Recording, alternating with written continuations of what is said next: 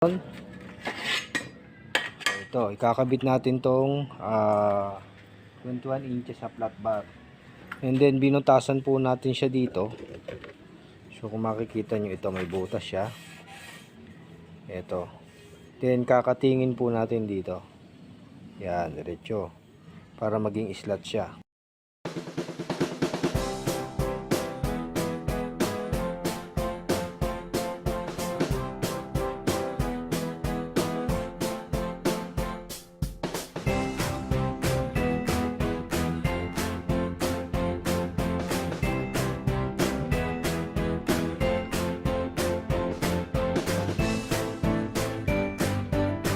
Hello guys, magandang araw po sa inyo lahat at welcome po muli sa STOE channel.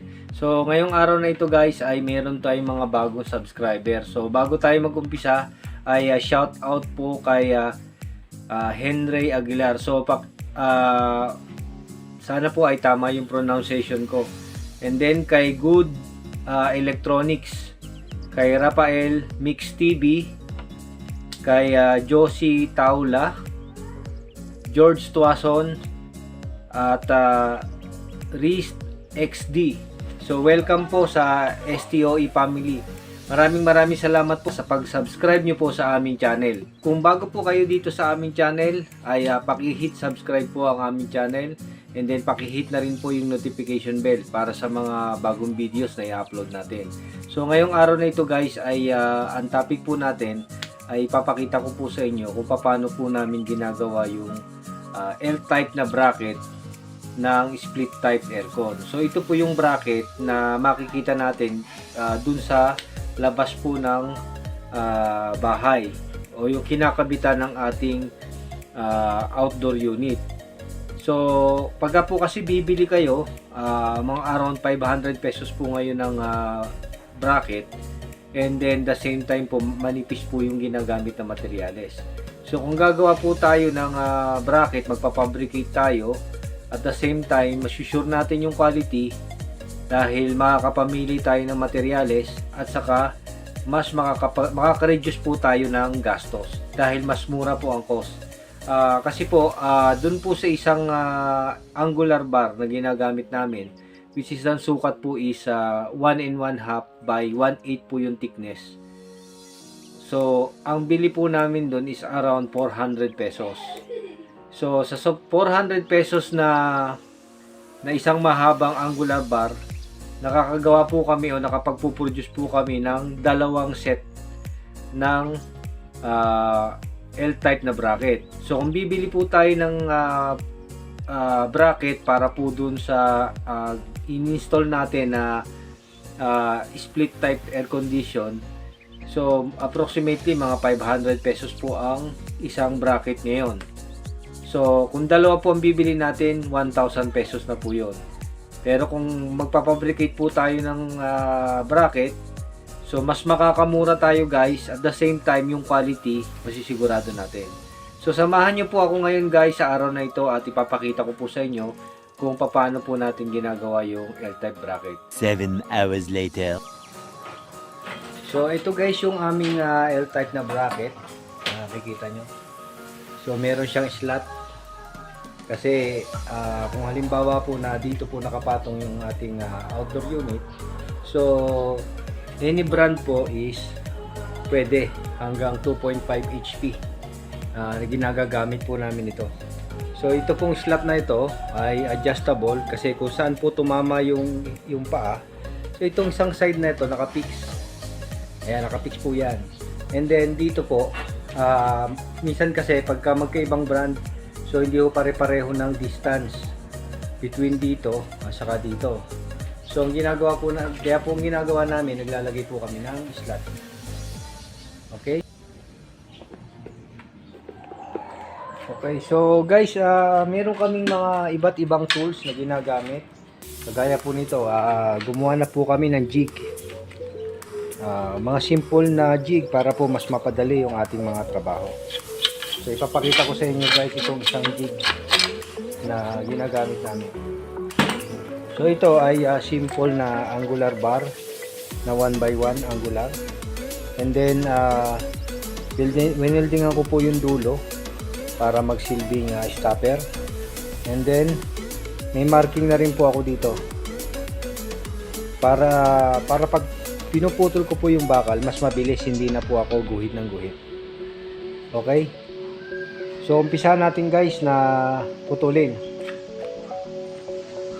And then ito naman pong isang jig na ito, mamaya makikita nyo kung paano ginagamit. Ito pong jig na ito o itong isang pattern namin ay pattern naman po kung saan po yung mga butas, para po mas mabilis tayo magbutas, hindi tayo magmamarking kung hindi dire-diretso yung ating pagbubutas.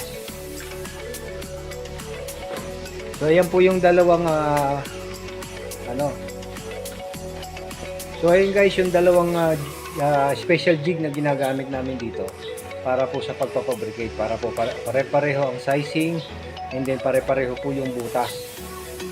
Kaya po tayo gumagamit ng jig, mas mabilis po kasi dati minamanual namin yan, ginuguhitan namin, and then pagkatapos pinubutas namin, so masyadong matagal kasi nga po kailangan mo palagyan siya ng center punch kasi kuminsan yung drill bit dumadapis. Okay, so syempre guys, bago tayo mag-umpisa, kailangan natin ang safety gloves. So tayo ng gloves para hindi kumapal ang kalyo ng mga kamay.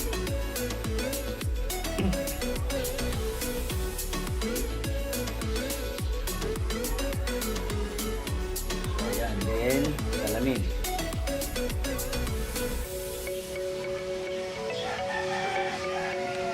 Then gagamitin natin guys yung ating isang mga tools.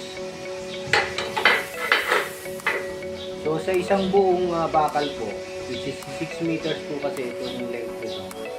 So, meron tayong dalawang size na gagamitin po. So, ito po, kung ito yung ating dulo, so meron tayong 18 inches saka 21 inches. So, ang gagawin po natin sa isang pirasong bakal, yung isang buo, ay puputol tayo ng 4 na pirasong 21 at saka 8 pirasong 18.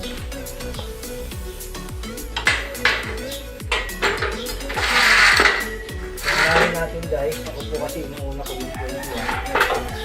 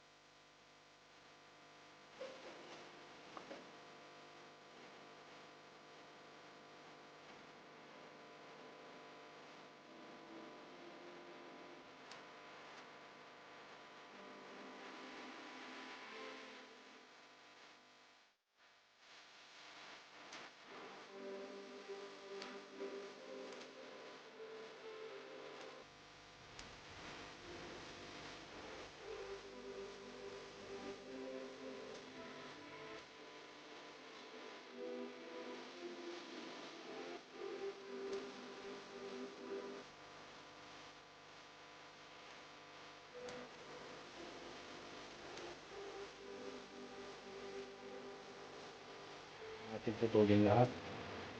So ita-transfer natin siya at lilinisin natin kasi titingnan natin. So ayan, masyado matalas. So delikado kamay natin dito. Okay, so lilinisin natin to guys. At pagkatapos natin linisin, bubutasan natin.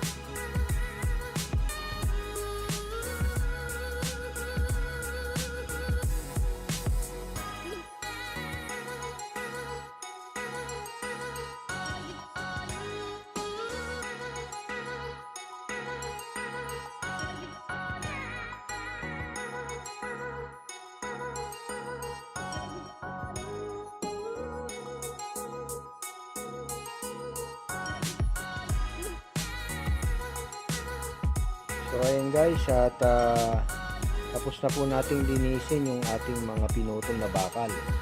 So ngayon ay umpisahan naman natin guys na magbutas ng ating mga bakal. So ito po, naka-tatlong grupo na po siya. So ito yung isa, and then yung isang 18 nandun di sa dulo, and then ito po yung mahaba natin, yung 21. So unahin nating butasin yung 21.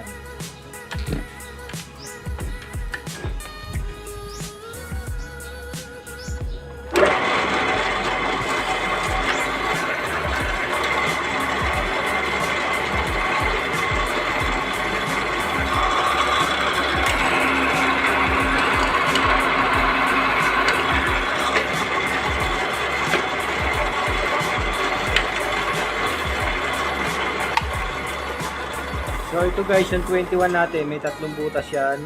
1, 2, 3. So ito po yung gagawa natin na slot. Okay?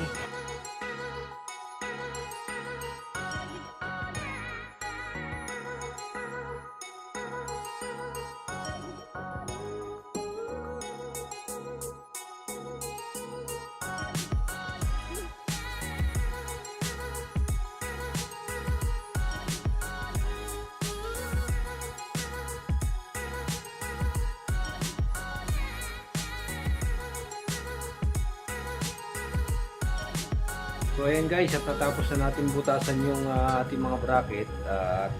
Ngayon ay naka-gear na ako. So gloves, yung apron natin, at saka yung welding mask.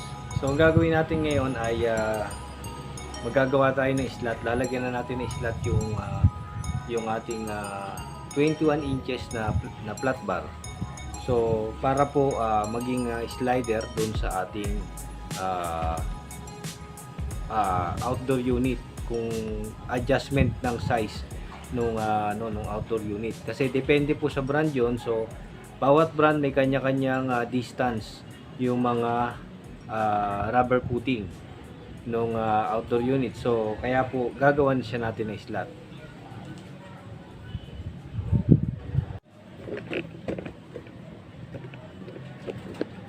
So ayan guys, at medyo gabi na ngayon.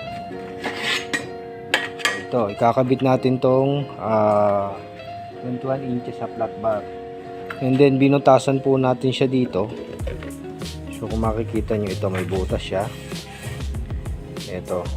Then kakatingin po natin dito. Yan, diretso. Para maging slot siya.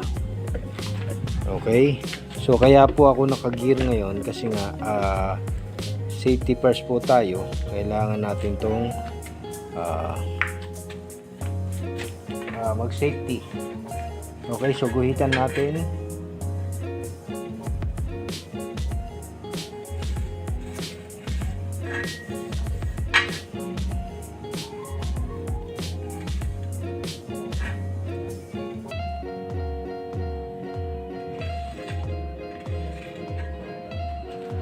Guys, at naguhitan na natin, then gagamit tayo ng grinder para makat natin.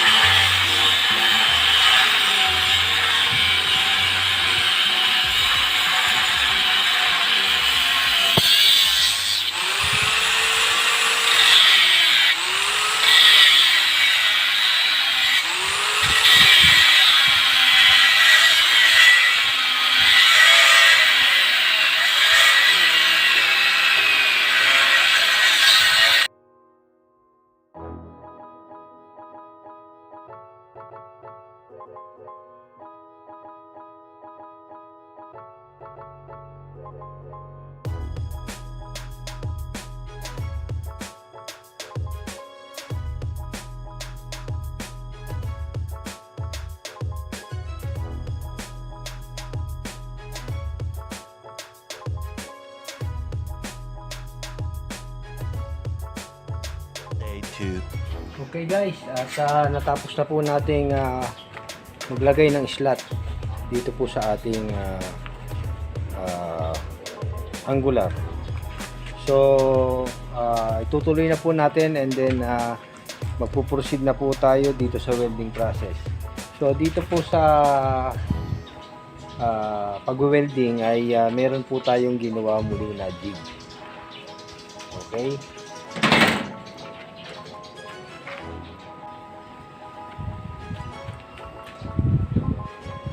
So ito guys, yung ating ginawang jig ay merong kanya-kanyang kumbaga sa ano ay hulmahan para mabuo natin yung ating L-type na bracket. So dito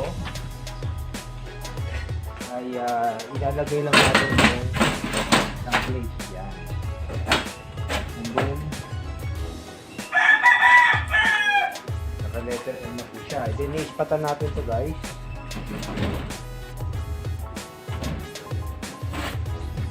Check lang po natin kung nakalapat both sides, dito sa side na to, dito sa stopper niya, and then dito po sa side na to. Kailangan po nakalapat po siya lahat para po hindi mawala sa 90 degree.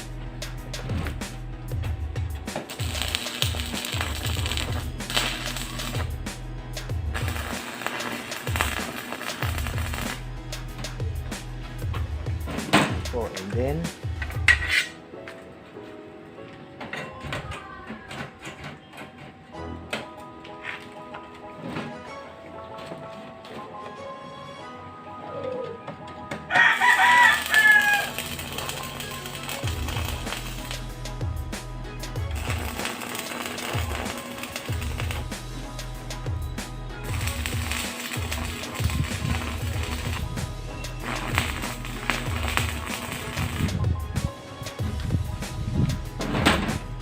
so, ayan po.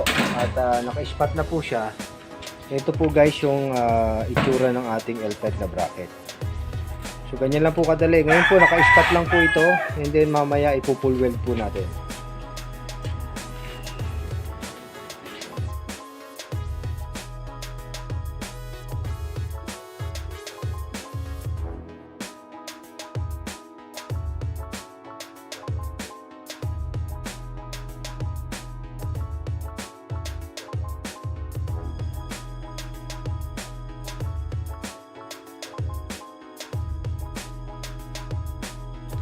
So ayan guys, at natapos na nating i-full weld yung ating mga bakal. Ayan po. Naka-full weld na siya guys. So ngayon ay pipinturahan ngayon natin ito ng primer. So ito po ang ginagamit ko. Boysen na red oxide. So hindi po sponsor ito, kaya lang ito po yung isa sa pintura na magandang klase.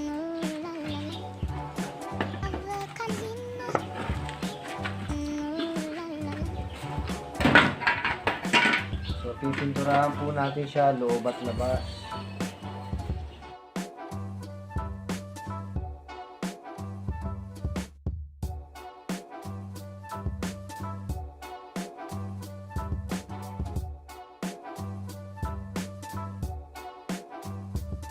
When love comes in, ooh la la la. Love comes in, ooh la la la.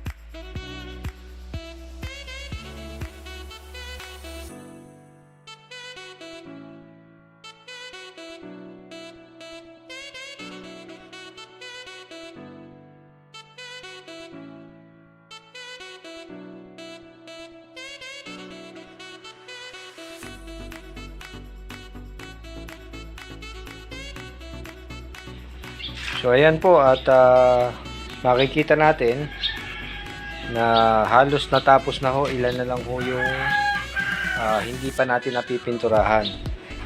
At ang bracket po natin na ito ay pagkatapos mapinturahan at matuyo ay po pwede na po nating kulayan kung ano ang gusto nating kulay na ilagay. Pwedeng kulay white, kulay black, o kaya naman po beige, o kaya naman po dirty white. So yun po yung mga pangkaraniwang kulay na nilalagay natin. So depende po kung ano po yung gusto ng may-ari at saka kung ano po yung nababagay dun sa i-installan natin. Pero kung halimbawa naman po na ayaw po natin kulayan at halimbawa ang customer magpipintura pa nung kanilang bahay. So kung magpipintura pa po sila ng kanilang bahay ay pwede na rin pong gantong kulay. Then bahala na po si customer kung kukulayan o hindi. Basta importante meron na pong primer para kahit po maulanan ay hindi po agad kalawangin. So ayan guys, at naipakita ko sa inyo kung paano natin ginagawa yung mga bracket ng aircon. na ginagamit natin sa tuwing tayo ay mag-install ng mga split type na air conditioning. So ayan guys, at naipakita ko po sa inyo kung paano po namin ginagawa yung L-type na bracket para po sa split type air conditioning. At sana po ay nakapag-share po kami sa inyo ng kaunting kaalaman kung paano po namin ginagawa yung mga bracket. And so hanggang sa muli guys, at maraming salamat po sa inyong lahat.